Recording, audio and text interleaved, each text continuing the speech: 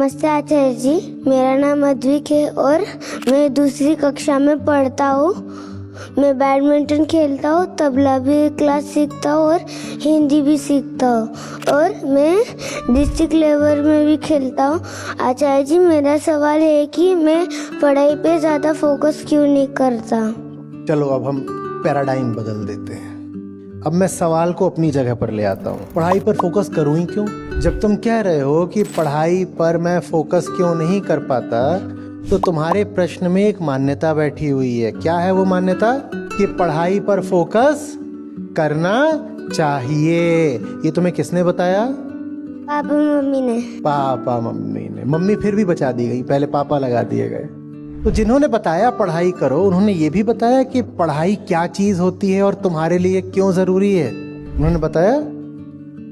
उन्होंने बस ये कह दिया पढ़ लो, क्योंकि उन्हें भी कभी किसी ने नहीं बताया कि पढ़ना माने क्या।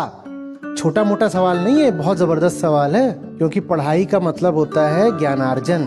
और ज्ञान क्या है, इसका उत्तर देना साधारण फिलॉसफी के बस की तो बात ही नहीं है। लोग ये तो बोल देते हैं दर्शन का ज्ञान और फिलॉसफी का ज्ञान है, पर ज्ञान माने क्या?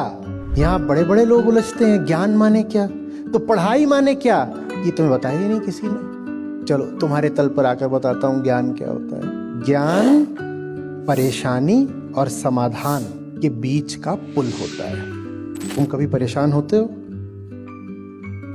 कभी कभी। कभी कभी ना। तो परेशानी से जो हमें राहत मिलती है, इसको परेशानी कहते हैं। मान लो मैं यहाँ खड़ा हूँ, इसे बोलते हैं परेशानी, और यहाँ खड़ा होने को बोलते हैं परेशानी से राहत। इन दोनों के बीच में जो है ना, उसे बोलते हैं ज्ञान। और ज्ञान कमाने को ही बोलते हैं पढ़ाई। हालांकि ज्ञान ऐसी चीज नहीं जो कमा के जेब में रखी जा सके, वो नहीं ज्ञान है।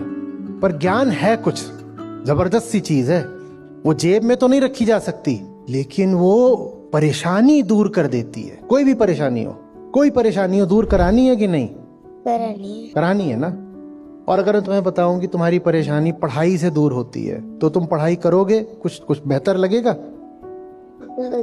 अब तुम्हें कभी किसी ने बताया ही नहीं कि मैथ्स क्यों पढ़ें, बस ये कह दिया ये लो, ये है, पहले टेबल से याद कर लो, फिर ये कर लो, अब ये करो, अब एलसीएम निकालो। कभी किसी ने बताया कि मैथ्स क्यों पढ़ें?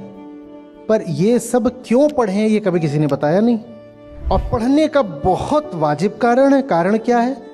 मैं परेशान हूं, मुझे इसलिए पढ़ना है क्योंकि परेशानी से राहत चाहिए, और वो पढ़ाई से मिलती है।